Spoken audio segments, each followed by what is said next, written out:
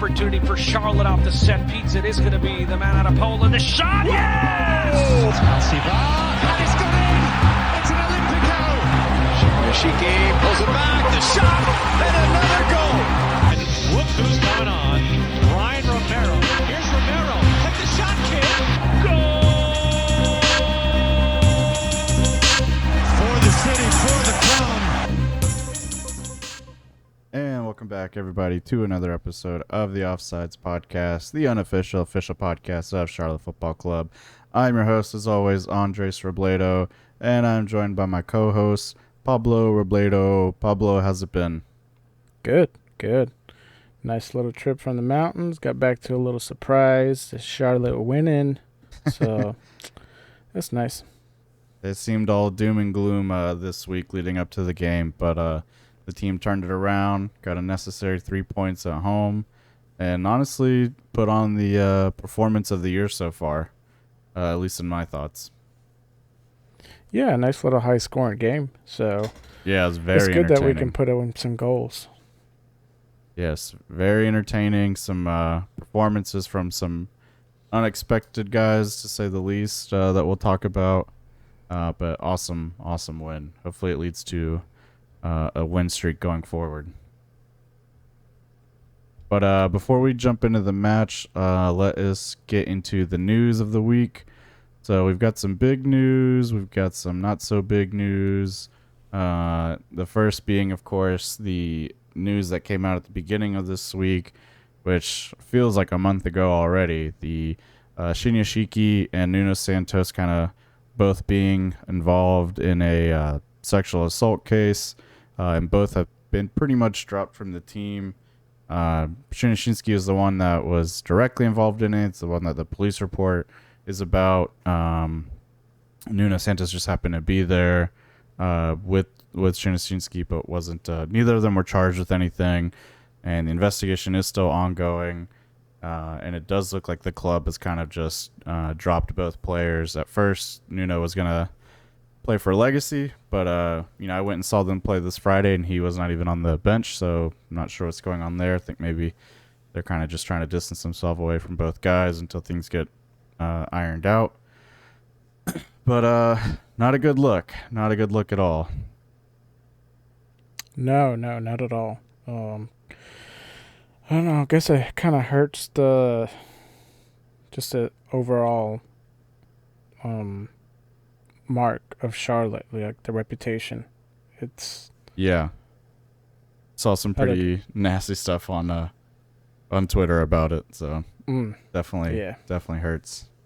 Yeah. I mean, it doesn't help that, like, no new updates have came out, and he's not, like, denying it, but he's also from, like, the post that he put out, it sounds just like a very lawyer typed up type of post. Yeah. So yeah, it definitely not does. too much to say on that. Just hopefully it all works out. But I don't think we'll be seeing those guys in the future anytime soon. Yeah, I agree. Doesn't seem that way. It's a shame. Yeah.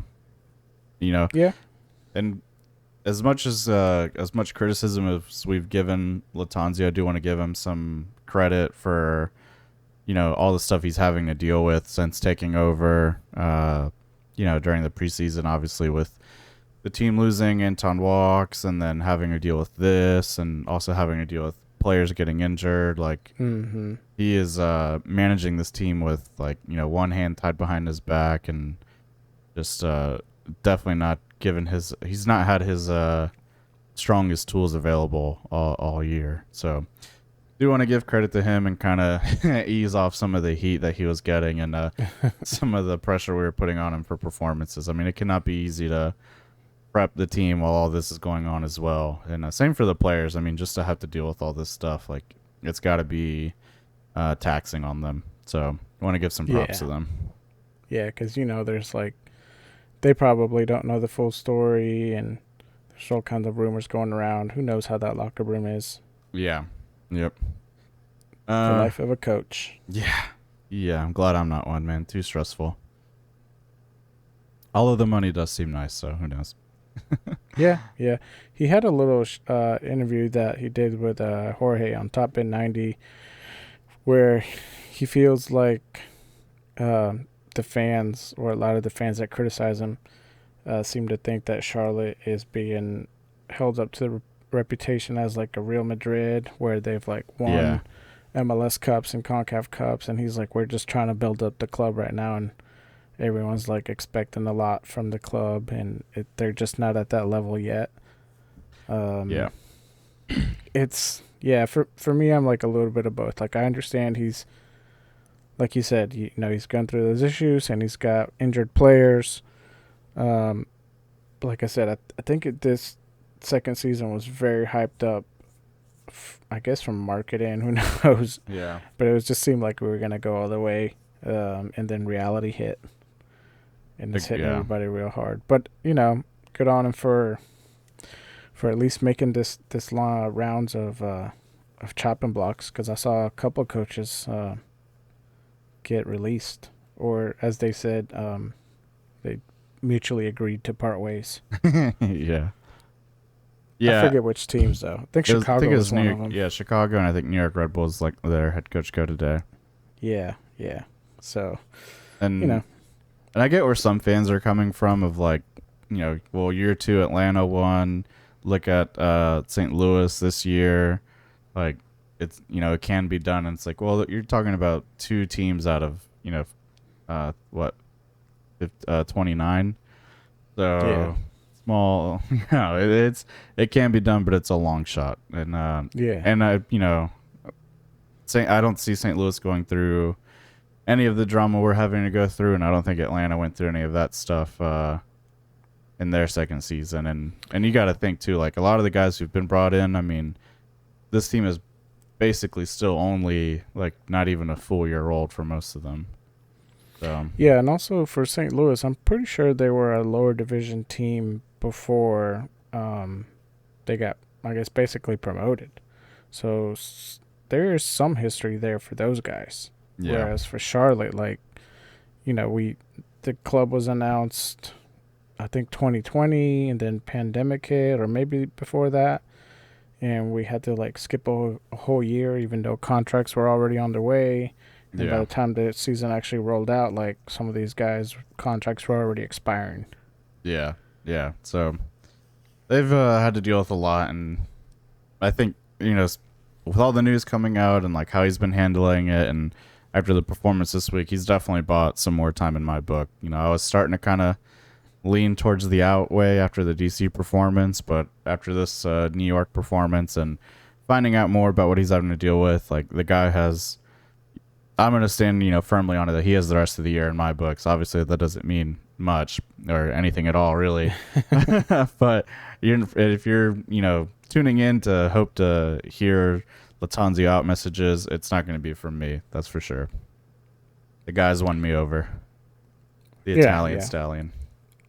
Yeah, I mean, I still stand behind. He probably needs another full 2 seasons before he really gets put on that chopping block, just because it takes some time. Yeah. Did you happen to see what happened at the game that kind of led to Jorge's question at the presser? No, I don't think so. What happened? When he was coming out of the tunnel with like the players and everything, like right before the game started, some guy was like in the bleachers next to the tunnel entrance, and he had a shirt that said Lattanzio out. I think it had a picture of him or something, and he saw it, and he just kind of gave the guy like a thumbs up and laughed. He's like, all right, I'm like, whatever, man. That's pretty funny. It's part of it. Part of it. That's definitely stuff you see at bigger clubs, but and maybe that's why people are holding Charlotte to that kind of standard, because you got to think like people probably here in the States probably support those big clubs, and they think that's the norm, right? So then they get their local team, and it's like, all right, well, it should be the same as that, but having to learn the hard way that it is not. Yeah, I still stand by the fact that if we get rid of him mid-season, it's just going to hurt the club more than anything else. Yeah, I agree. I don't see a clear path forward if they get rid of him. Yeah. So hopefully he's bought himself at least another week. Yeah, I think for he's, those haters. Yeah, I think so. On to some more good news. Adam Armour has found a home. He's gone to FC Tulsa in USL. Shout out to Adam Armour for liking our Instagram story about it. That was cool of him. But I'm definitely gonna want to keep tabs on that, man, because he's only 20 years old. He looked good every time I saw him play. So interesting to see where this loan leads him. It's kind of interesting too. It was considered a loan, and he's being loaned by the league, which is interesting. I don't know how that works, but it was cool to see that he's gonna get some playing time somewhere, and I bet we'll see him back in MLS by the end of the season. He'll probably land somewhere. It's too good not to.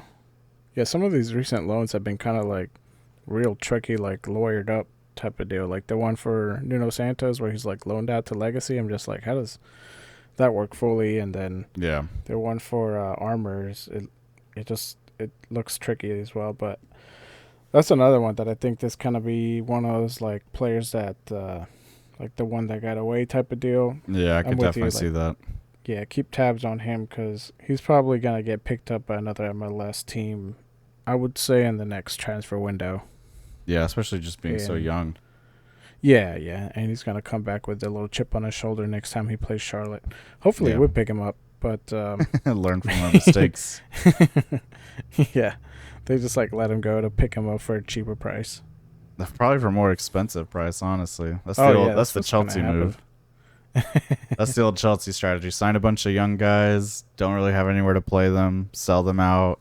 They do really well in like the Bundesliga or La Liga or League One and become huge names, and then re-sign them for like 5 times the price. That's how you do it. Sell cheap, buy high. Yeah, that is how you mismanage a club. But when you're a Russian oil billionaire, you get to do that. This is Bank City. Money doesn't matter. Yeah.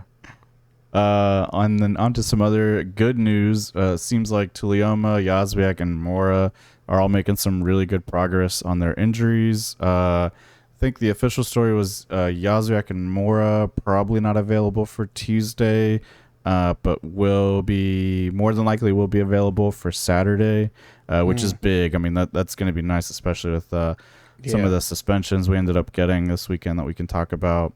And then I think Tulioma will be available Tuesday. I think he's pretty much 100% or 90%. So I think we might see him tomorrow. And then Malanda, who went down with an injury during the game, got an X-ray and came back clear, no injuries. So he should be good to go going forward as well. So that is good to hear because, man, we were getting stretched thin at that center back position. Yeah, we sure were. I was glad to see... what's his name? He went in for the left back position. We just picked not Westwood. We got him on the draft. You know what I'm talking about? Yep. Hamadi Diop. Yeah. I'm glad to see him go in and get some minutes in. Yeah. But hopefully those guys hopefully Malanda plays Tuesday. Yeah, we'll definitely talk about that. But yeah, agree. Glad to see Diop get some time. He's definitely going to be one for the future to watch, and honestly could probably have an impact sooner rather than later. But we'll be keeping an eye on that. All right. I don't have any other news or updates or anything like that. Do you have anything you want to add to, or should we just jump straight into the good stuff? I think just jump, head first. All right, head first into the shallow end. Yes. So New York City, they came down this past Saturday. Turned out to be a beautiful day. I thought it was going to be rainy and stormy, and we were going to get our first weather-delayed game of the season, but thankfully it was actually quite nice. But that's not what you guys are here about. Let's jump into the lineup, though. Do need to just pull it up real quick. But I thought it was a pretty interesting we had Kalina switch. starting over Marks, which was I thought was interesting. Yeah, let's start with that. So the interesting story about that one was that excuse me, I'm burping up some Coke Zero here. That it came out, I think, right around the time that the lineup came out, that Marks had actually picked up a slight injury, slight knock in practice on, I believe, Friday or Thursday. But then, which I thought was interesting, is that the manager, Latanzio, came out and said he was going to pick Kalina no matter what. So that was, I thought, kind of interesting to me, and a little bit, I'm a little bit worried about that because, and maybe we can just jump off or start off the match recap from here. I didn't really see anything in Kalina's performance that was better than Mark's. Same. Now, there are some intangibles that, I can't really speak to. And the thing that Latanzio was saying is, he's so vocal and such a leadership presence back there, and that's kind of the deciding factor. But to me, it's like, well, if you want Marks to get better at that, you gotta play him. Yeah. So it'll be, if Kalina's number one going forward. I'm a little disappointed in that. I thought Marks had done a really great job. A lot of the goals that did get scored, I didn't feel like were his fault. I think he was let down by a back line a good amount of times. And I think he's kind of more of the future of the club than Kalina is. One thing I'm worried about with Kalina is his back. He recently had back surgery. He's coming back from it now.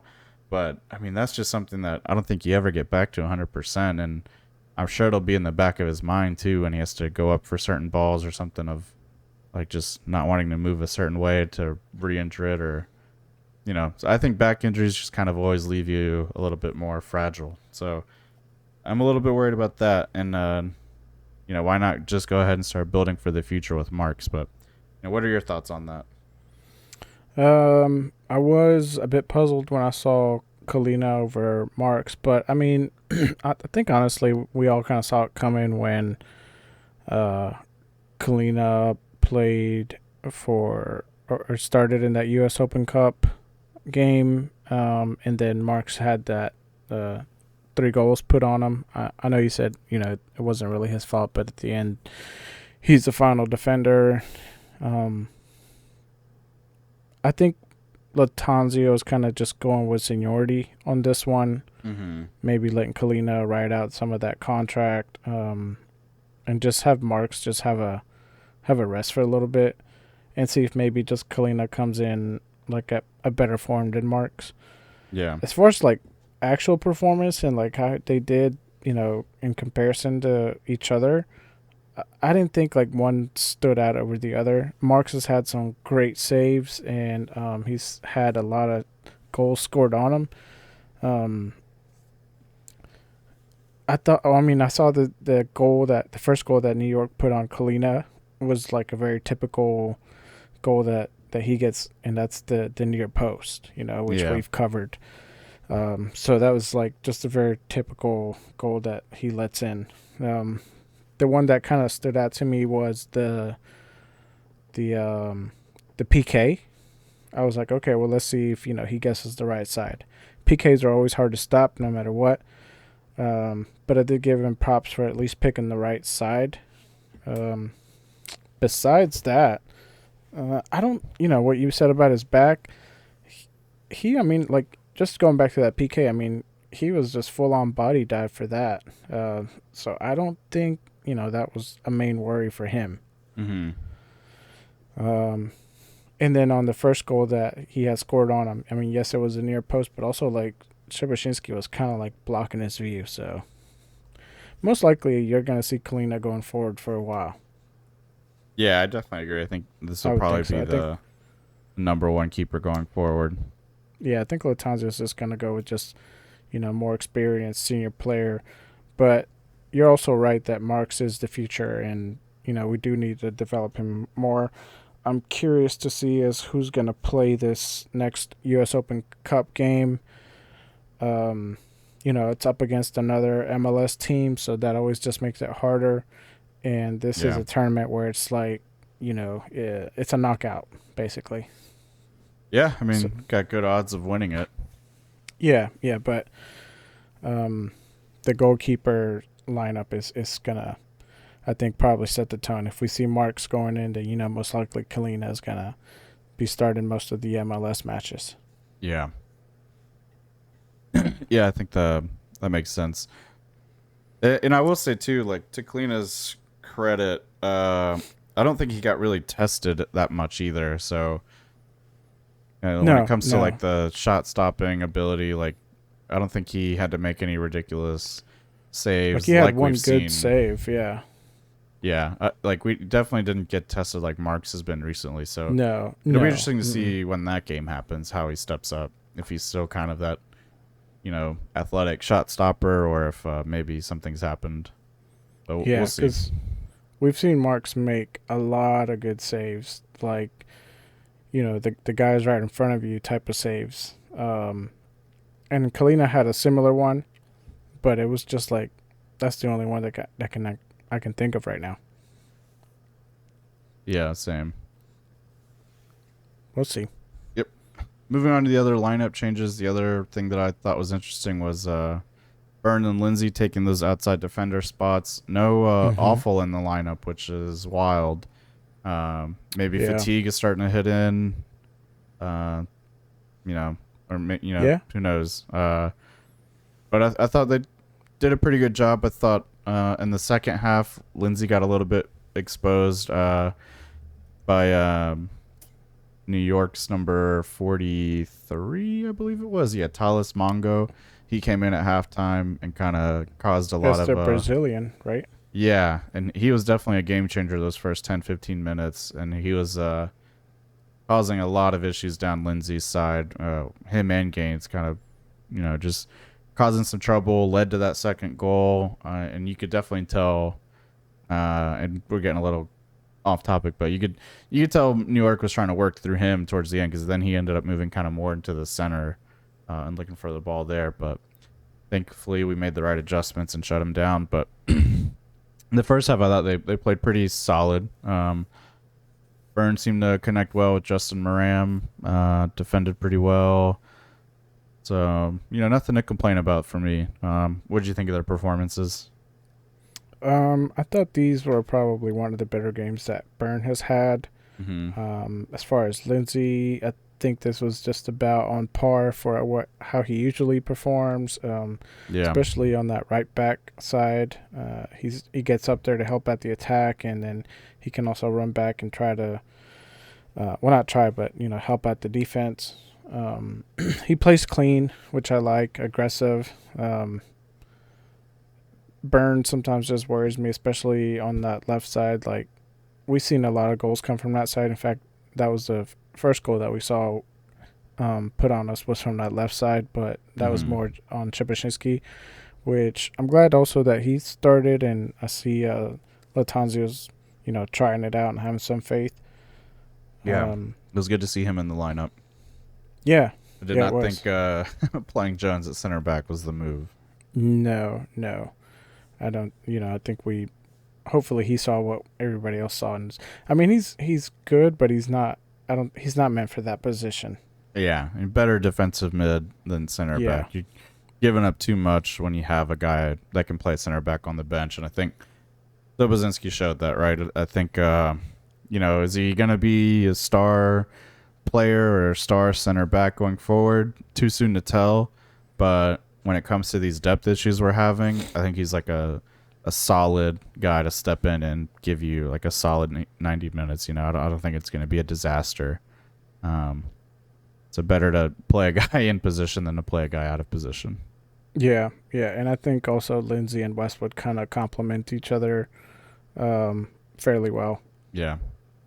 And then, one thing we didn't even talk about yet, too, is the formation change. I mean, Latanzio went to a more traditional 4-4-2 and had, like, the midfield play pretty flat, with Jones and Westwood playing center mid, and then Gaines and Moran playing those outside mids, and Kopetti and Serdarski just playing the two guys up top. Were you excited to see that 4-4-2? I mean, obviously, paid off pretty well. What'd you think of him, finally switching to that?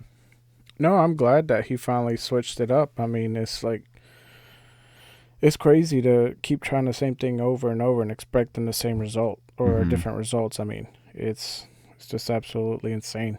I'm glad that he puts Soderski and Capetti up there. Not exactly how I thought they were going to play together, but, I mean, the results are there. So you can't really argue too much with that. Hopefully, with this win, we start seeing more consistency, though. Like, we don't go back to the same other formation. And just kind of on the topic of Capetti, he put 2 in. Hopefully we see that going forward as and Soderski. It's like, well, Soderski's been pretty consistent, but mostly on Capetti. Yeah. Yeah, I agree. Hopefully get some consistent performances and consistent lineups. Last guy I wanted to talk about, and we won't really jump into his performance yet, but just the initial change up in the lineup was the new signing, Justin Moran, over Vargas. And again, it did come out Vargas had a little bit of a knock, and maybe that is why he didn't get the start. But, also maybe with such an inexperienced team on the field, Latanzio decided to go forward with, an experienced MLS veteran in Moran, hoping it offered some stability. And I think it paid off, and I think, going forward, I mean, I think he has to be in the starting 11 from what I saw. And it's going to be tricky how that works out with, Yazwiak coming back in healthy. Vargas is still being, has been one of your more consistent offensive producers. Exactly. But I saw Moran playing a very good kind of playmaker role out wide. Very good on the ball. And we'll talk about his performance in a bit, but I think he makes things complicated. Not a lot of depth, but another depth piece in that outside mid winger area. Yeah, I agree. I mean, I hate to see Vargas ride the bench. In the few minutes that he was in, it looks like he tried to take on. Well, he took on the defender and went for a shot. It got blocked. Yeah. But at the same time, for Moran, we finally got a corner kick goal, and it came from him. Yeah, and he also had a shot that hit post. So yeah, he's not afraid to shoot it either. Mm-hmm. So I mean, it's I don't think you can go wrong either way. Yeah, I don't think you can go wrong either way at all. Yep. So I know you just recently caught up on the game, so it's probably a bit fresher or more fresh in your mind than it is in mine. I haven't had a chance to rewatch this one. I already forgot it. It's that old age getting to you. Take my vitamins. Yeah. But give me your kind of overall thoughts on the performance. Like, what were some things that stood out to you? What were the changes you saw, like in play style or performance compared to last week's game, and kind of what led to the victory? Well, first thing I was going to ask you, since you were there, was it like the stadium was looking empty? Yeah, we can talk about that real quick. So the official attendance number was like 30,400 and something. Didn't seem that way. Yeah, it did not seem that way to me either. I thought it was going to be closer to like 29, 28. Yeah. It felt emptier. Our section definitely felt a little emptier. Yeah. I have skeptical hippo eyes on that 30,000 number. Yeah, I think they rounded up. Yeah, they did some Enron counting and rounded up that way. But I can understand it, right? It's not cheap to go. True.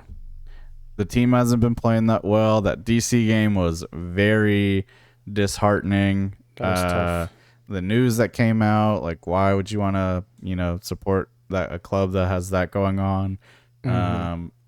The weather leading up to was supposed to be nasty, and I think just the day before, maybe 2 days before, it changed. So a lot of factors played into it, but I think, and it's a lot like the Carolina Panthers, right? When they're winning, that stadium is like packed and tickets are hard to come by. But when they're losing, that stadium is very empty. Pretty easy to get tickets, although they're still overpriced. But it looks like it's going to be kind of the same issue here in Charlotte. If you're not winning every home game, you're missing out on another 2,000-3,000 fans. because all last season when they won pretty much every home game, I think average attendance was like almost 33,000, and Right. I don't think we've seen above 30,000 since that Atlanta game, or above like 30. Like we haven't seen 31, 32 since that Atlanta game. I think I could be off on that, but the attendance is definitely lower this year. Yeah, I wonder if that's just like, is it actual attendance or just tickets sold? Who knows? Yeah, I don't know. And I did see a lot of people talking on Twitter too that there was a lot of resale tickets on Ticketmaster. They're like, this is the easiest game I've seen so far for tickets. So we'll see how it keeps going. Maybe next home game will be different. Yeah. No, but besides that, I noticed Jones got a very, very early yellow. Disappointed for that because now he's out for the next game. Yeah. Super soft yellow. Yeah. Yeah, and that's the other thing. Like the ref, it's like you said, it's like they get paid by the yellows. Yeah. Because like this guy was just, you barely knocked a guy and he was giving out yellows. I think we talked about this before we started recording, but it was like, I'm glad a lot of these calls went our way, but some of these yellows were just like not deserved at all.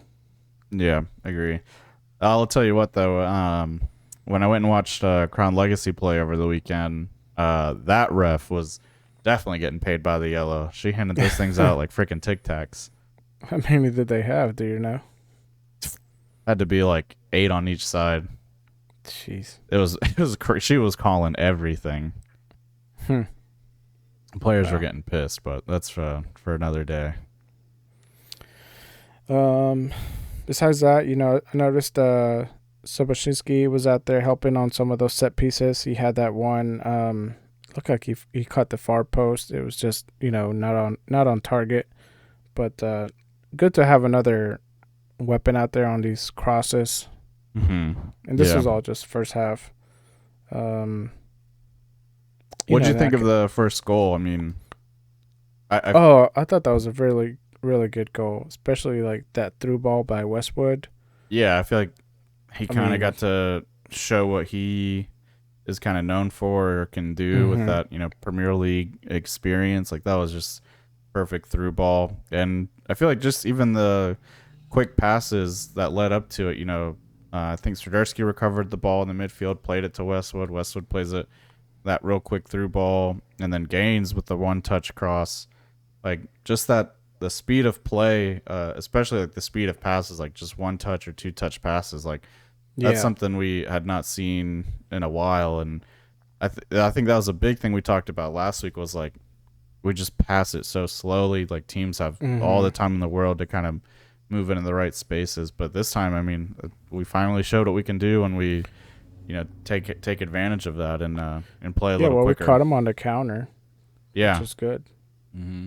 That's where we kind of see a lot of our goals or the goals that go against us come from. And I noticed that in the first half too, quite a bit is we're still different formation, but like we're still getting caught on these counters more than I'd like to see. Yeah. But we were able to do it as well, and we kind of gave Gaines a hard time last week as far as like he's a one move type of guy. But it really came to play at his strength this week. Just with that through ball Westwood put, like nobody else was getting to the ball but Gaines. Yeah, he uses that speed and then just sends that low cross. So, I mean, it's just set up perfectly. Yeah. I mean, if that Westwood Gaines connection keeps going like that, I mean, that's kind of what we've been asking for, though, is like just better delivery of the ball. And, he finally hit a cross that didn't get absolutely stopped by the first defender. And, Capetti finally got some good service and was able to finish it.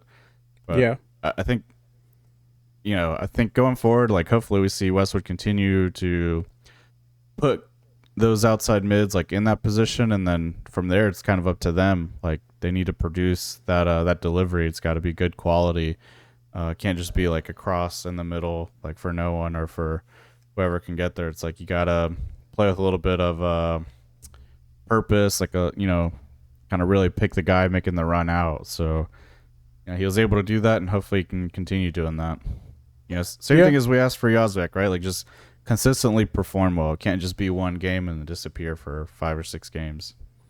Yeah, and what I was going to mention too was like, we scored the 1 goal and immediately we were like back on the attack. And it just goes to show like Westwood, his IQ on that pass, I thought it was like good. I mean, it was unfortunate, Gaines would have had another assist. You're talking about the one that came off sides? The goal that, got called back. Yeah. So, like Gaines is, I mean, yes, it got called offside, but it was like still it was good crossing, and he's using that speed to his advantage. Very close offsides call. Because I was kind of just yelling for Westwood to shoot it, but he just kind of passed it off to the side. Because, I mean, he's like right there in the box. Yeah. I think he could have probably scored it. Yeah. Another guy to highlight on that play, like you said, is offsides, but Moram, as we kind of hinted at before, like I saw he kind of started that whole thing up with that one-touch pass to Copetti. And, I mean, it was impressive because his back is like to Copetti. Like he's not really looking at him, and he just one-touch kind of curves it on the ground straight to him, and he's able to kind of hold it up, let Westwood run in, let Gaines run in, and then, got Swiderski the offside goal, unfortunately. Man, I'm watching the highlight, and I still don't see where it's offsides. It looks like on for me. I think it was like, I don't know. The way they do offsides now is like they can't throw the flag up until the plate finishes or something like that. It's just weird. I'm just wondering like who was off. Well, I think they said Swiderski. God, I don't know. I need another angle then from this highlight package because he looks so on. Like, yeah, I thought that would have been like a callback by VAR or something. Supposedly they checked it. They never showed it though. Oh, really? Yeah. Like, because I guess what happens, like the way it works is like there's a referee watching like the VAR or whatever. And I guess if he sees something, he can, signal to the main referee to actually go look at it. And I guess he didn't see anything, so the main ref never went and looked at it. So. Yeah, I don't know who's offsides on that play actually. I'm watching the highlight and I'm just like, I don't see him off. It's hard to tell. Yeah. They don't go back and like, draw the line or. Oh, the only thing I can think of. Copetti. Oh, it is Copetti. It's Copetti, right? Yeah, I just saw it. And he raises his flag too at the. And it's just barely. Yeah. Okay. No, that is a good call. Okay. Yeah, because I was like, man, Swiderski looks on. Gaines is definitely on. Westwood's, but yeah, Copetti's off. Okay. All right, that checks out. Sorry. Tangent number 4 complete. Yeah, he did raise that flag at the offsides and then run down. Yeah. Still, we should have had that. But, it's good that, they kept the momentum going, kept the attack going, and at least put in the back of the net. Yeah. For me too, like especially in the first half, I felt like in the stats could probably confirm it, but I definitely felt like we did not have the majority of possession.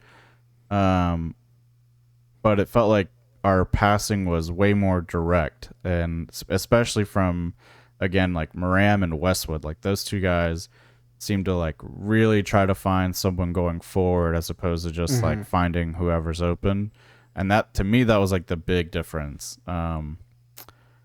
Was just like, the possession, the New York had majority of possession, but like those two guys just kept like, and again, Moram especially, like I'm so used to, like he would get in similar situations as like everyone else who's played on that outside mid position, but he would like kind of hold it and wait for like Swiderski to make a run forward, or Copetti, or even like if Byrne made that overlapping run, he would kind of like look to see if that was like the right play or not. And if it wasn't, he would like just cut in and dribble and then try to play Copetti and like try to get a 1-2 going. And it was just like way more direct. And I don't know if that's like a tactical change by Latanzio, or if that's Moram kind of like with experience and kind of, being the new guy, he's got a little bit more grace to kind of play his own way. Right. But it feels like some of those positions he'd get in, especially higher up the field, a lot of the times we would see, whoever was there just pass it back to like a center back or something. But he was very direct. Same with Westwood. Like, we saw the ball to Gaines. I think he had Lindsay on a couple through balls as well. Like, just he had one over the top to Swiderski that I was surprised he didn't score from. But again, just like more direct forward play. Which is something I think we've been saying we're missing. Yeah, I was gonna say, for a guy that just got signed on maybe 2 weeks ago, he seems like he's been a part of this squad for a while now. Like, and I think you can probably just chalk this up to experience and confidence on just being, in the MLS for a while. Mm-hmm. Like, but it's like, he knew he was more composed than we've seen other players when they get the ball. Yeah, that was It's another. like they get the ball, they don't have a move, and they just pass it back to the defense. Like, he would kind of hold on to it until he saw a better move. Yeah, he was Like, very he knew he calm. could keep the ball. Yeah. Mm-hmm. So, again, that's why I'm not too worried about, like, him taking over Vargas' spot. But I do prefer Vargas. I think Vargas is more aggressive. But, Ram is more playmaker, which is kind of what we need too. Yeah, I wonder if maybe going forward, if we'll see maybe Vargas come in for Capetti on some games or something. Maybe. I could see him playing like that, with like playing a striker kind of role. Yeah. But again, like Moram is older, so maybe he'll come on later or come off sooner and Vargas will get on. Who knows? But I mean, I thought like for his home debut, like this was a heck of a game. He left the biggest impression on me for sure of like just like, okay, that's a good signing, at least so far. Yep. Yeah, I agree. Yeah, that's finally a good signing. Yeah. Not to say like the other ones were bad, but it's like, Tulioma hasn't been too impressive, and he's had a couple games already. I think Westwood has been on and off, but for the most part, pretty good. But Moram has just been impactful from, start. Yeah, and I think it's nice to see that when like everyone else that we've signed is kind of like taking a bit longer to kind of step into the expectations we had. And maybe that's what helps too, right? Because I don't know about you, but I didn't have any expectations for Moram. No, I didn't either. So maybe he that doesn't helps. look like that type of player. Yeah, very true. But like some of the other guys we've brought in, Swiderski, he took a little bit last season to get going, and he was kind of hot and cold at times. Kopetti's taking a little bit to get going. Jozwiak took a bit. Yeah, I mean he's got 4 goals now. Well, yeah, but we're in like what, week 11 now? Yeah. But I mean, even Vargas and Jozwiak took a little while. That they didn't really have like a crazy impact in season 1. But like if you compare Capetti and like Vargas or Jozwiak, like those guys are wingers. They should probably have more assists and goals. And for a while there, they were like outscoring our main forward. Like Capetti hit the snooze button for a while. Yeah, I think after the Orlando game. Yeah, exactly. Yeah. He had the one in St. Louis to start off with, and it was like, okay, look good. Like it's very early in the season, and he's already scoring, and then he just went cold for a while. And then Orlando, he had one, which, like I said, Gaines was right beside him. Gaines would have most likely put that in. But then after Orlando, it's just been, nothing. He had... well, the Columbus game, he had a good performance. And I guess where I'm going with... I was going to say where I'm going with that is he definitely had, like, more... link up play which could have led to goals, and same in this game. It was kind of a similar link up play with Swiderski and now Moram. of like a lot of 1-2 quick passes, and I think Yeah, if they that's can what he's continue good that, at. yeah, exactly. If they can continue that and get him to like run into some through balls and stuff, as opposed to just having to like try to settle a big cross or a big 50-50 ball or something, like I think we'll see him do a bit better. Yeah, and I think that's probably why Latanzio, and I'm sure you've said this already, is why Latanzio brought Moram in. He seems to complement Capetti's play style better. Yeah. I mean, Moram was constantly finding Capetti. Yeah. Or yeah, he was. Soderski. Yeah. That's what I'm saying. Like he was Moram a big, understands his role. Yeah, he was big into like just starting off some of those like quick link up plays. Like not all of them led to anything, but it was like just different than what we've seen. It was like he started a lot of like these quick 1-2 passings. So it was like, okay, this guy's bringing something like new and needed to the table. Yeah, yeah. But I still stand that Capetti probably took way too long to get started. Even against that game, I agree. Against the U.S. Open Cup game at Tormenta, which is lower tier team. I expected a much better goal from Capetti. Like everybody else was scoring for a while except him. Jones scored, Soderski scored. I think he scored. Josviak scored. Yeah, Capetti scored, but it was like, I mean, that thing was practically on the goal line. Yeah, goal's a goal. We'll count it. Yeah, goal's a goal, but it's good that he's getting the confidence back up and his momentum. Hopefully him missing the Atlanta game doesn't affect us too much, but we'll cover that later. Yeah. I mean, I don't really have anything else to say on the first half. Do you have anything you want to cover still? I thought the first half was probably the more exciting half of the game, only for the fact that we go up 1-0, then New York puts one on us, and we come right back to like just stomp the fire out of them. Yeah, it did not take long. No. I think they scored in the 37th minute, and we scored off the corner in the 39th, so 2 minutes later. Yeah, and glad to see a set piece goal finally. 11 weeks later. That's not counting last season. Yeah, I was gonna say it's definitely been more than 11. I tweeted that. I was like, we finally scored off a corner, and someone responded back, is like, was the last one the Olympico? And I was like, it might have been. Like, that might have been the last time we scored one, which was early last season. Yeah, that was Atlanta. Yeah. An away game. No, the home one. Oh yeah, you're right. It was a home game. Mm-hmm. Yeah, you're right. But we did score off a corner. Adam Armour's goal was off a corner. Yeah. The first goal in club history was off a corner in Atlanta. That's the one you're thinking of. But well, the first goal was actually, what's his name? Ortiz. It was offsides. Well, hence the name. Offsides Ortiz. We always called him that, even before he joined the club. That should have been a warning sign. Jeez. Yeah, but yeah, hopefully we start scoring more of these. Yeah, I mean, it's nice when like Shabashinsky looks like a threat in those corner pieces, so hopefully we start throwing him in the mix more. Even Tullioma's gotten close once he gets back in. Tullioma's gotten close. Byrne has gotten close. Melanda's hit post a couple times. Yeah.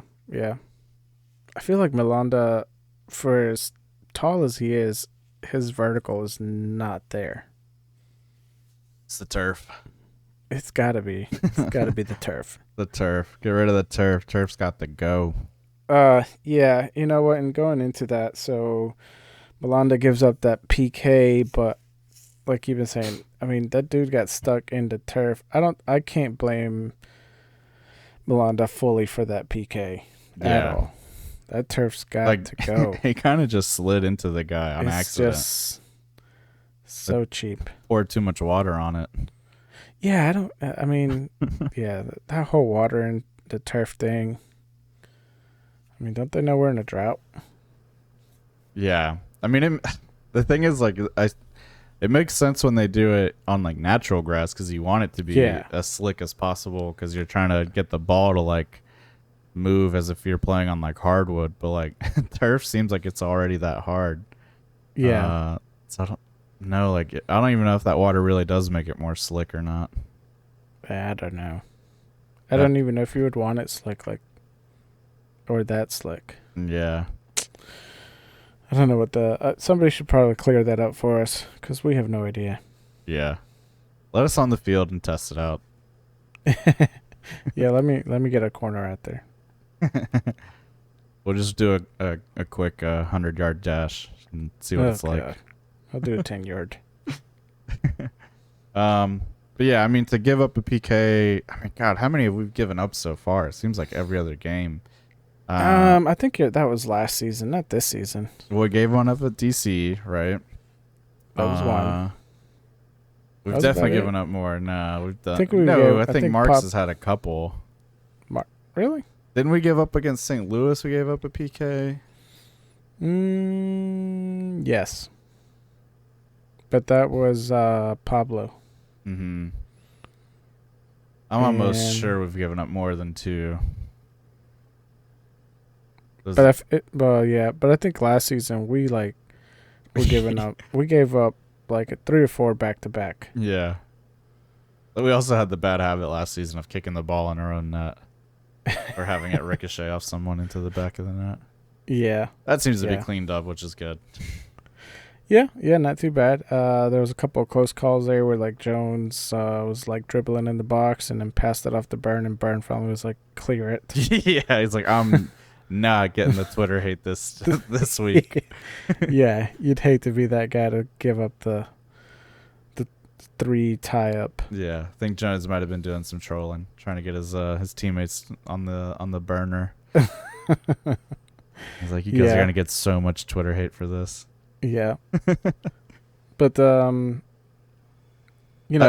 think after the second half started, it was pretty non-eventful. A couple shots here and there or attempts.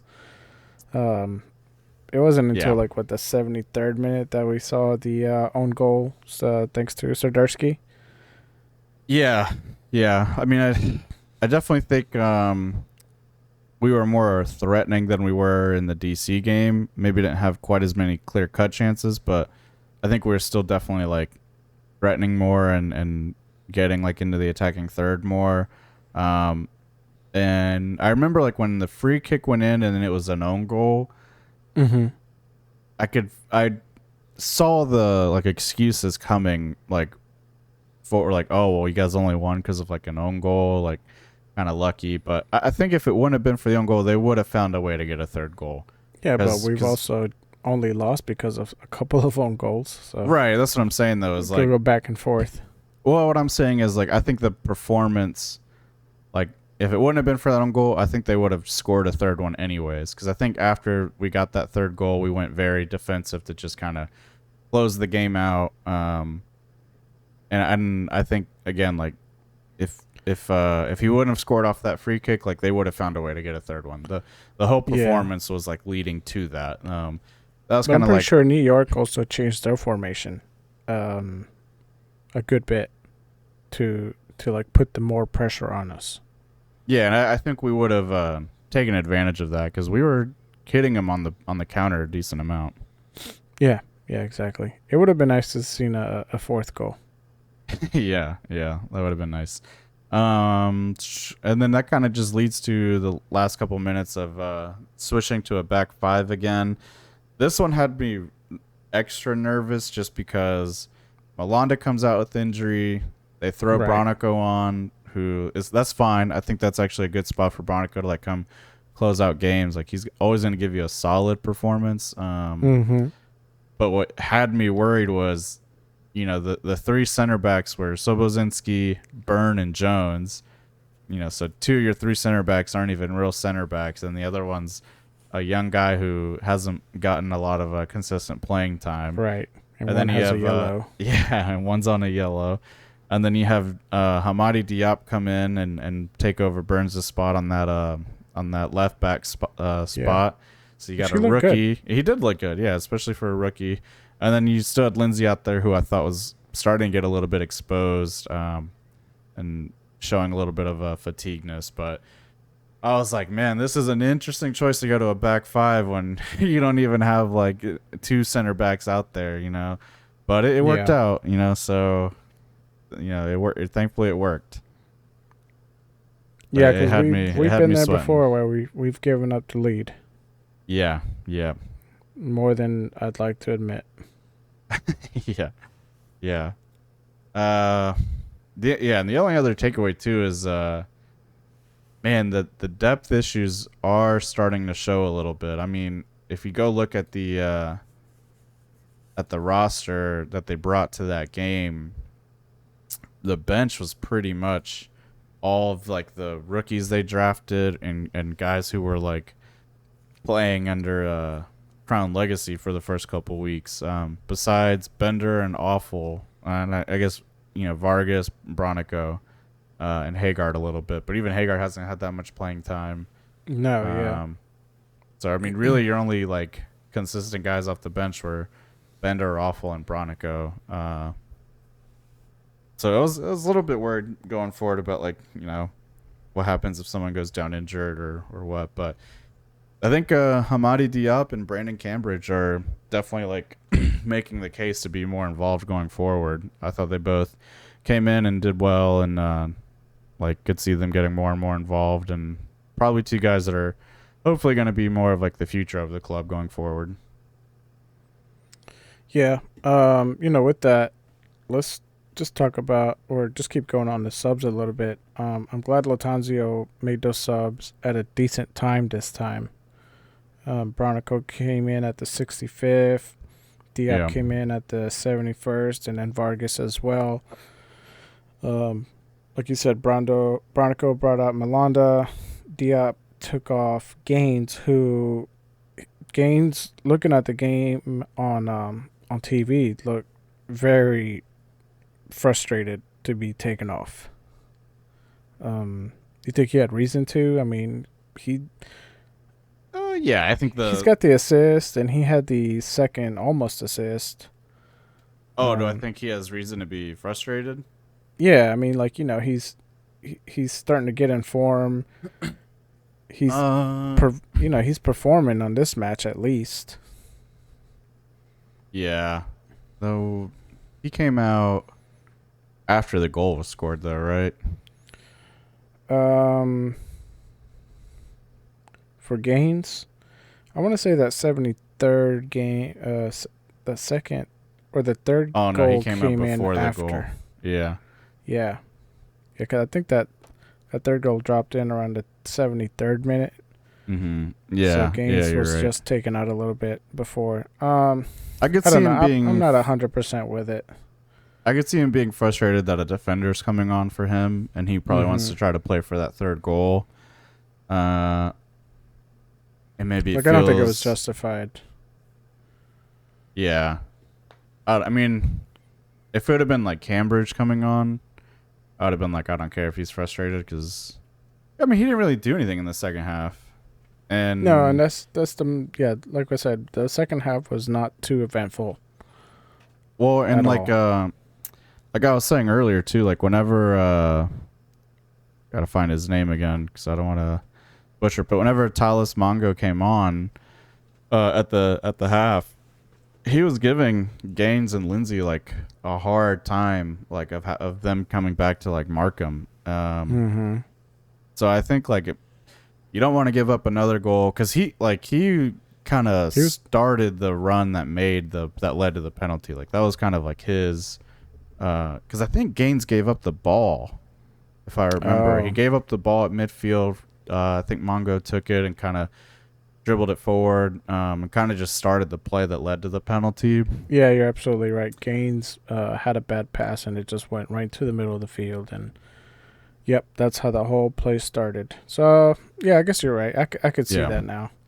And like I was saying earlier, like Latanzio made the right adjustment to neutralize that guy, because those first like 10-15 minutes, like he was a problem. I was like, dude, they gotta, like I was talking to Jennifer about it, I was like, they need to shut down 43, because he is like causing issues. Jennifer was like, you need to shut up. Yeah. Yeah, she's like, you're yelling way too loud. But Yeah, so I think that's the right adjustment. yeah. Like, try to not give up I another agree. goal. And you still got, you brought Vargas on. You still got Kopetti and Swiderski out there. You still got Westwood out there. Yeah. So you're Well, I probably just trying reject to. everything I said then, except I Yeah. do like he made them in a timely fashion, and Yeah, he made more than 3 this time. The only one that I wish he would have made sooner was the Kopetti one, because he looked gas out there. Yeah, you could tell he was getting frustrated. He Yeah. had that second yellow, which is gonna hurt us more than anything, I think. Yeah, I would have liked to see, Capetti brought off, and maybe even what's the other forward we have? Ajimang, he's tall. Yeah, He's a beast. yeah, that guy. Yeah, it would have been interesting to see if he would have got some playing time, because he is a monster, like physicality-wise. Was he on the bench though? He was on the bench, yeah. Yeah, But okay, yeah. I've seen him play for Legacy a couple games now. Dude is big. He's a big Yeah. guy. But I like again, I think Cambridge is like a good player, so I like him coming on, getting a little bit of experience. They got to play for like 3 or 4 minutes. But yeah, that's the only like criticism I have, is like I wish he would have done a little bit sooner. But Yeah, like 90th minute subs. I was like, dude, what do what's a guy gonna do out there in 5 minutes? Not a whole lot. yeah. And Maybe- just like maybe, with Kopetti sitting on a yellow, I mean, he's already gonna miss the Atlanta game, but if he would have got another yellow, I don't know if that doubles the suspension or what, but it just wouldn't. Or if he would have got injured or something, like, because he was exactly. exhausted. Yeah, take him around the 80th minute. It seems more plausible. Yeah. Gives the sub at least 15 minutes of play. Yeah. Yeah. Yep. Agree. That's pretty much everything I have summary wise.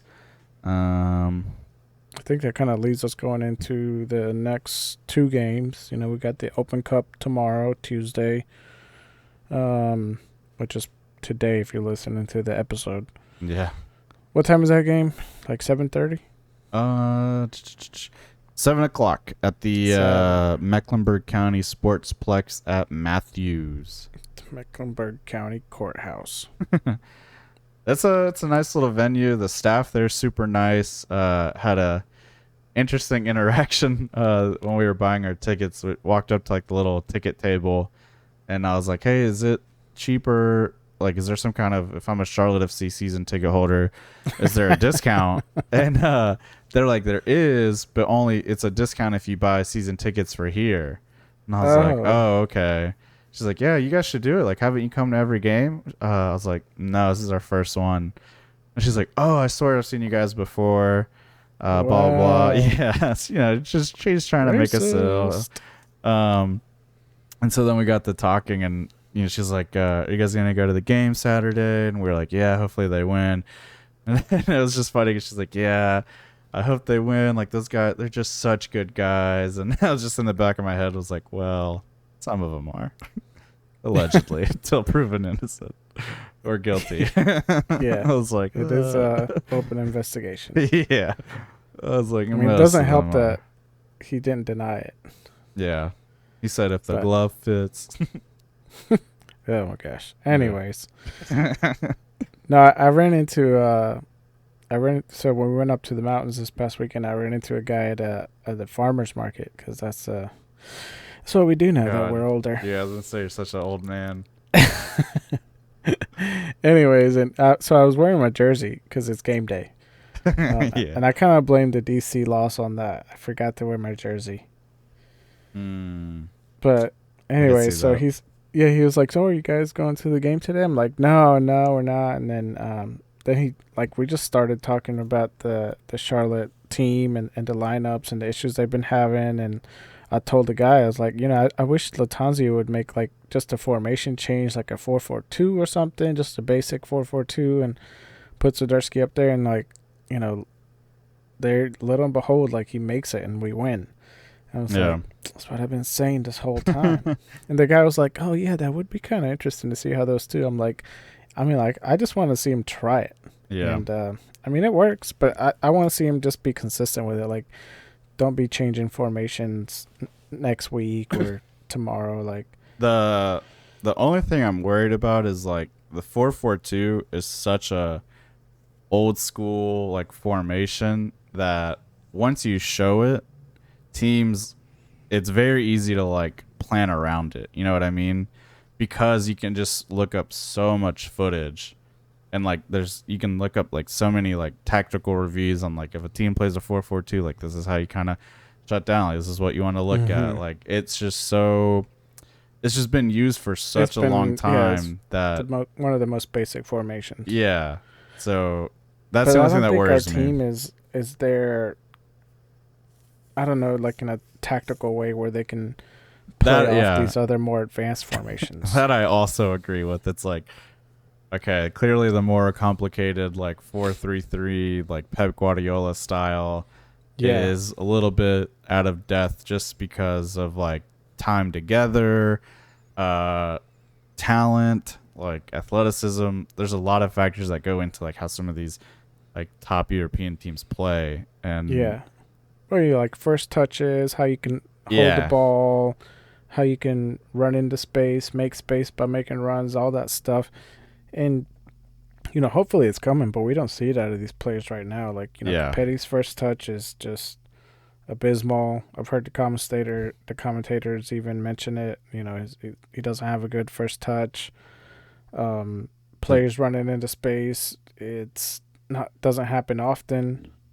Or that's just like the support biggest runs. Yeah, that's like the biggest difference between watching like not just Charlotte but MLS teams in general compared to like some of these bigger European teams is like the running off the ball, like the movement off the ball is just not the same. And sometimes like these more complicated like lineups and tactics, like that's where a lot of it comes from, is you have to make a certain run to get someone else some space for them to run into, or you're making a certain run just to pull defenders away, and it's like there's all kinds of decoy runs and things like that. I don't think you see that quite as much in this league. I think you got the overlapping run from defenders, right? But I think like especially like from our midfield players, like I don't think we see a lot of these like just running into certain pockets of space and then moving out of it and running into another. Like it's a little bit more linear and a little bit more flat, but that's the only concern I have about like the 4-4-2 going like long term, is like it's going to be pretty easy to like plan for it. Yeah, but then again, like I don't know, it's worked in the past and it worked on this past Saturday. Hopefully they can just kind of build on it. Yeah, I agree.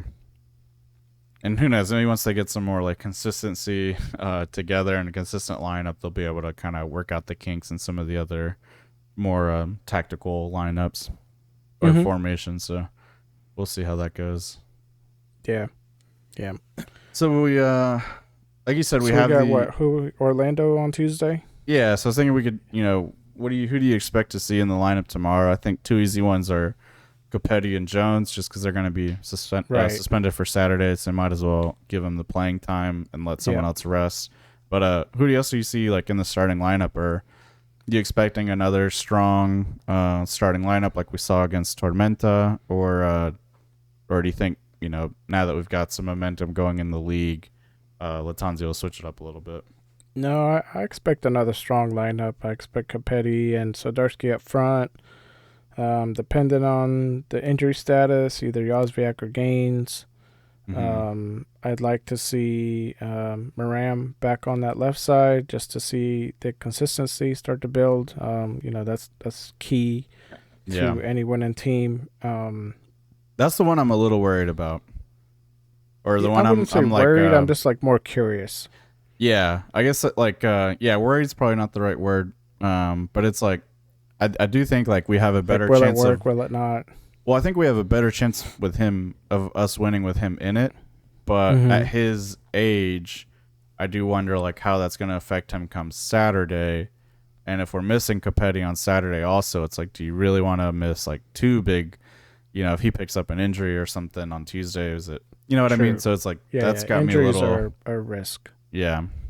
That one I'm not sure if the risk is worth it when you have Vargas, maybe you have Jozwiak ready again. You've got Gaines, you've got Cambridge. We also got who? Mello? No, Yeah. What's his name?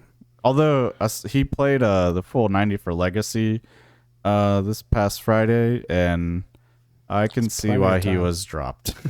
Oh, really? I was very unimpressed. Wow. There are better players on that Legacy team than him. But So we'll either see. way, I expect a strong lineup. I'm curious which goalkeeper is going to start. I almost think that it's going to be Marks, but we'll I see. think so too, if he's not injured. Yeah, I don't think injuries is a matter. I think it's just seniority. Yeah, maybe it was a cover story, some smoke screen. Maybe. What about in the back line? That you think they risk Malanda going back out there after? Yeah, I think Melanda's probably going to go back out there. Same with Lindsay. Most likely Soboshinsky. Yeah.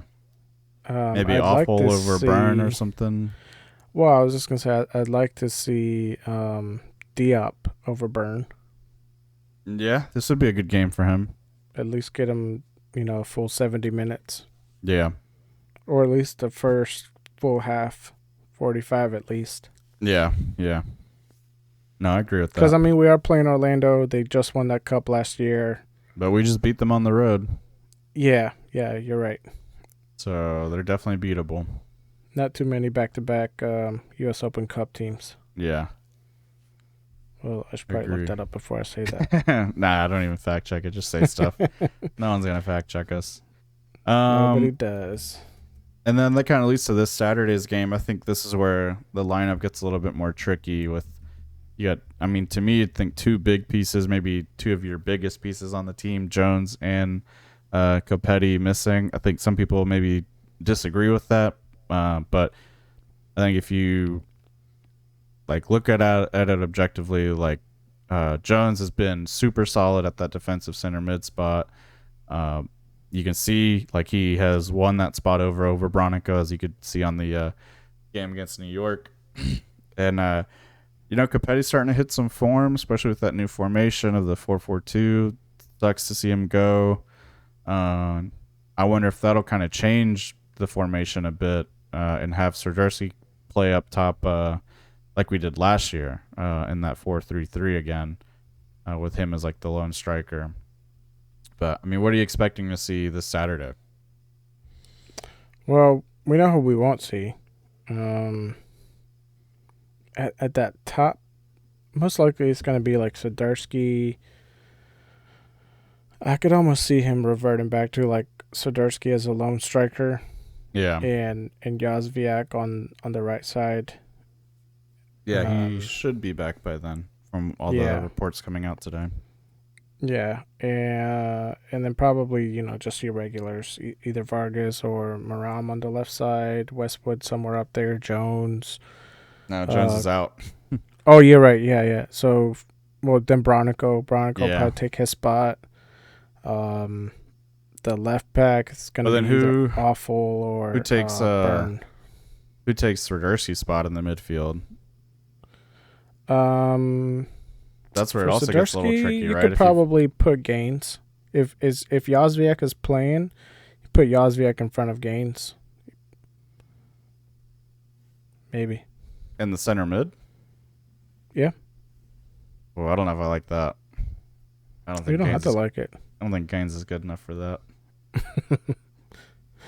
Prove us wrong. Yeah. Or you could, I don't know. If Yazviak is back, you put him behind it. Or Vargas, since we got.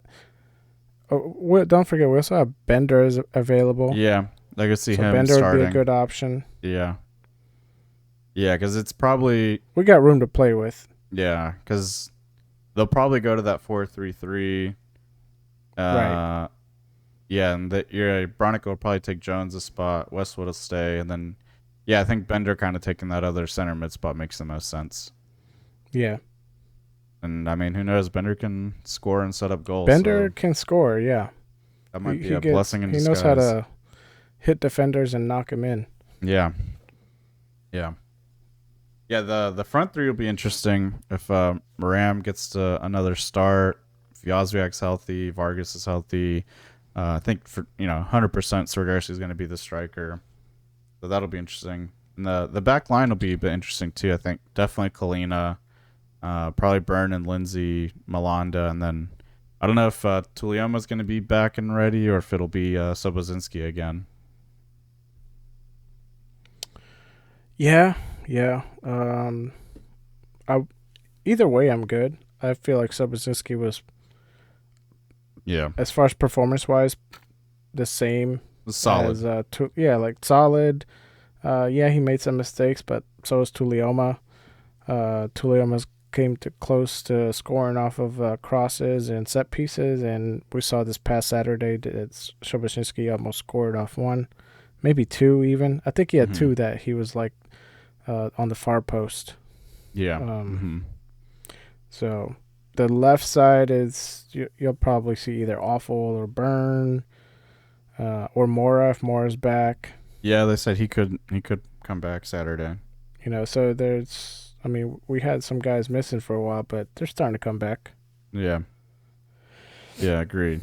That kind of wraps everything up on my end. Any last thoughts? Okay, so as far as back-to-back U.S. Open Cup, I finally looked it up. 2009, 2010, and 2011, Seattle Sounders. Oh my gosh. Yep. The Sounders. But that's about it. Where are they now, though? I don't know. Well, they won the CONCACAF Champions League last season. Oh. So I guess that's impressive. Silverware. We need some. Yeah. Any other closing thoughts? Score predictions for Tuesday and Saturday? Tuesday. I think Tuesday's going to be a 2-1, and I think Saturday it's going to be a 1-1. 2-1 is exactly what I was going to go with. I think Saturday might get ugly. Saturday's going to be physical. Atlanta is looking... I mean, I think they lost this past weekend, but they've had a pretty hot start to the season. Yeah. They're looking strong this year.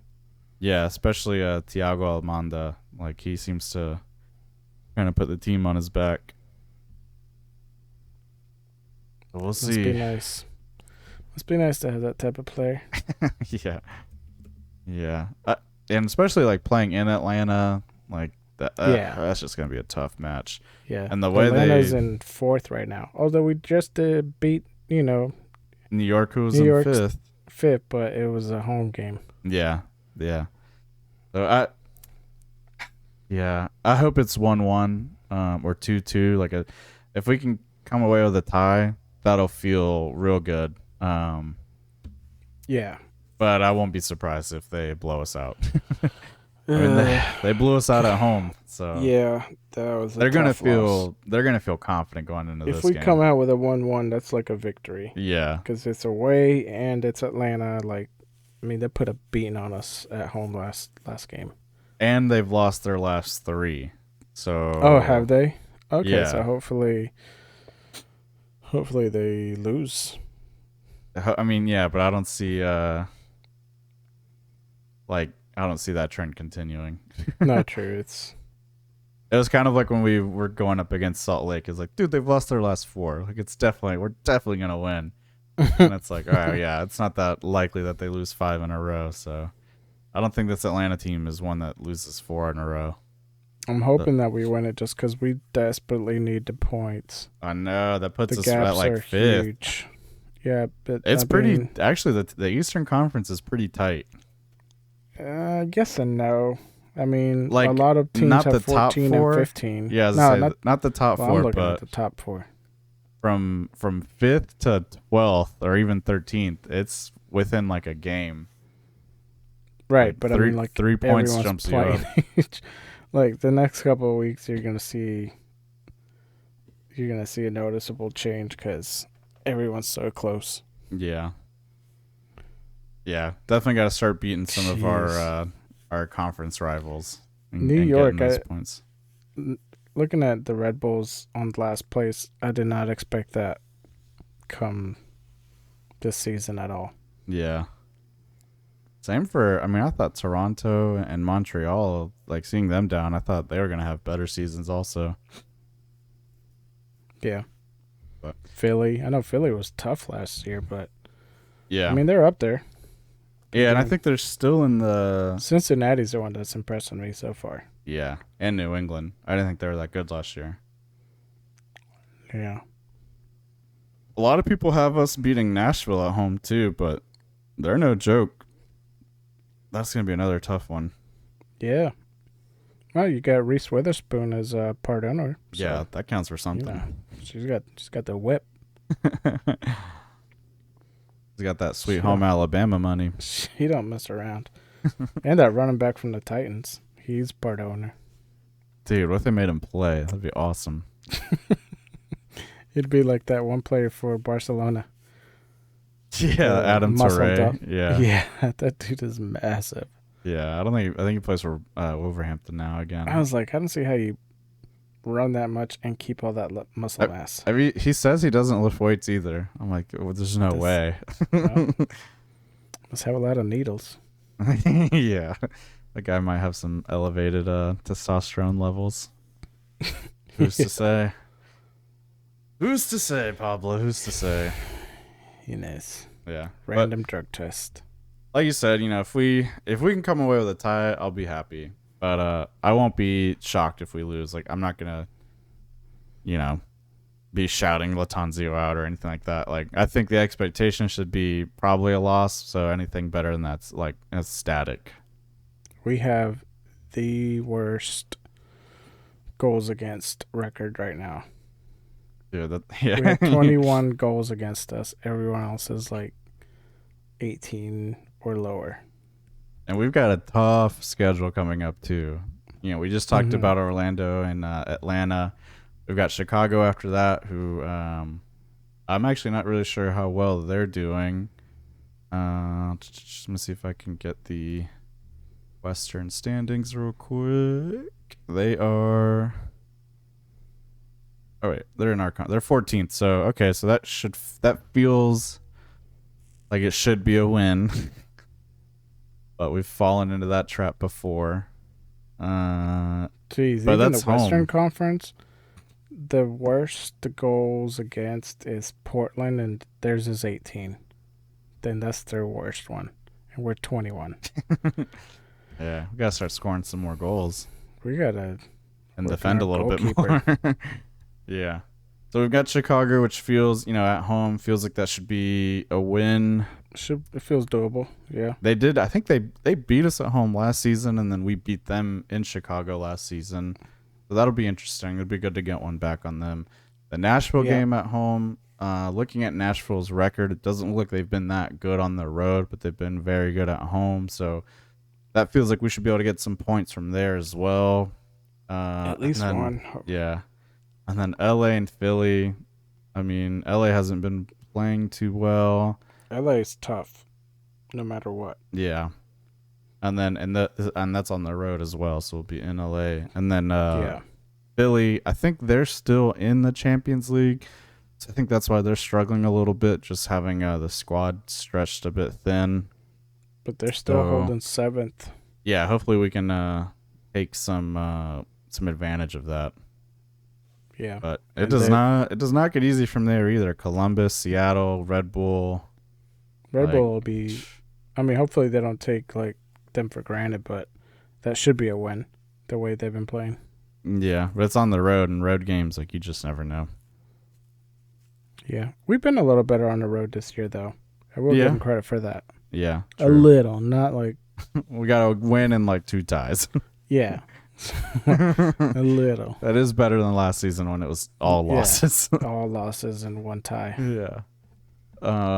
Yeah, so it's, this win this past weekend felt very good and a big step in the right direction, but it does not get any easier. There's, no easy games really. Maybe the Montreal game at home, and that's in the 24th. So you'll probably be at that one. It's coming along. Yeah. You gotta believe, man. I believe. I'm just trying to set the correct expectations. I saw those texts that you were sending me on Saturday. I was like, this guy doesn't think we're gonna win. I didn't. I'll straight up. I did not think we were gonna win. We looked so bad against DC, but we looked incredible. That was something I forgot to mention. This game left me a little frustrated because it was like, how can we look this good Yep. a week after how bad we looked? And just like how the start of the season went, like, God, not that much has really changed, like, player-wise. I mean, you add in Justin Moran, but everyone else has been there. I mean, that might have been the key player, you know. Yeah, maybe. The one key factor that's been missing from the Capetti magic or the peg that was missing from the machine, but it's like, I think 'cause missing I thought the same Westwood too thing. hurt more than we originally thought. yeah, Westwood's a good playmaker. He's that center defensive mid that we've been kind of not dreaming, but, you know, stressing about that we need to start to play. But what I was going to say was, like, you know, when we played DC, I thought that was going to be the match that kind of set the tone for what Charlotte was going to be the rest of the season, because DC and Charlotte were so Similar. Yeah, exactly. And coming off then- the Columbus win, and then Yeah, exactly. Columbus, we had just beat them, and, you know, we were on the up and up. And then we just lost so bad against DC. And then, you know, here we go, and we play New York, who are, on paper, a much better team than DC. And, I mean, you know, yeah, they got 2 on us, but one of them was a PK. Like, I felt like we whooped New York. Yeah. Again. Yeah. Yeah. 3-0. So that's another thing. Suckers. Like, New York has yet to beat us, so that's good. Yeah. Both New York teams. Yeah. I mean, yeah, I mean, but Red either Bulls way, have it's beat us, like, but yeah. yeah, but, I mean, stay in New York. We run that city. Yeah. But But you know what I mean, though. yeah. It's like, how do you perform so bad and it's so good? Maybe there's some home advantage. Maybe there's not. I think it definitely plays a factor into it, but like even like some of the other home games this season, they haven't looked great. I mean, the Columbus game and this game, those are the 2 games they've looked the best, and those have both been home games. So that's also a little bit why I'm a little like tempering expectations, because we've seen how bad it can get. It's a roller coaster. It Like, is a roller whoever coaster. wrote this MLS script is probably just like left it up to Chat GPT. It's an old Game of Thrones writer. Yeah. Dun, dun, dun, Get dun, ready dun, for the dun. Red Wedding Oh my in gosh. Atlanta. Dude, if we win in Atlanta, that's We burn the city down. yeah. This should It's be gonna a good amount of Charlotte supporters. The club was giving out tickets for people to go, so I expect to see when? it. You had to be a season ticket member, and you had to get randomly selected. It was like a drug test. They just show up at your door and say, "Pee in this cup. Here's 2 tickets."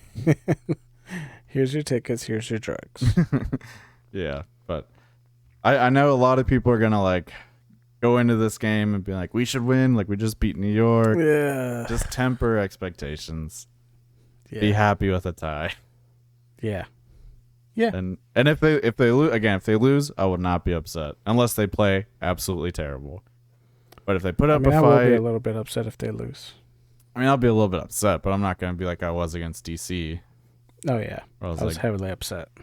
yeah. I was looking at my season ticket contract. How do I get out of this? All right. Yeah, all right. Let's wrap this thing up. Yeah. I did want to give a quick shout out to Aaron Atwell, who on Twitter had asked, predictions for the lineup against Orlando. Just found your podcast, My Kind of People, nothing too seriously. That's definitely the vibe we're going for. Is just to kind of keep things laid back, a little more casual. We're the pod for the everyman. So appreciate Poor man's pod. yeah. Appreciate the follow and listen for listening, Aaron Atwell. So shout out. Shout out. We are the Vienna sausages of podcast. We're the instant ramen of podcasts. Bad for your heart. No, anyways. Let's close this bad boy out. So if you guys enjoy the pod, don't forget to leave a review, whatever platform you're listening to us on, whether it be Spotify, Apple Podcasts, If you're on Apple, if you want to write a review real quick, we'll shout it out as well in the episode. And it helps us be found by more people in Apple's crazy AI algorithm. And if you want to interact with us more throughout the week or during game days, we're on Instagram and Twitter at offsides_CLTFC. I try to live tweet as much as I can during the games. So feel free to interact with us there. And then we're also on YouTube, where you can listen to all the episodes at Offsides Podcast on YouTube. But other than that, again, just share this with a friend, and we will see you guys next week to cover 2 games. Doubleheader. Doubleheader, double Twix.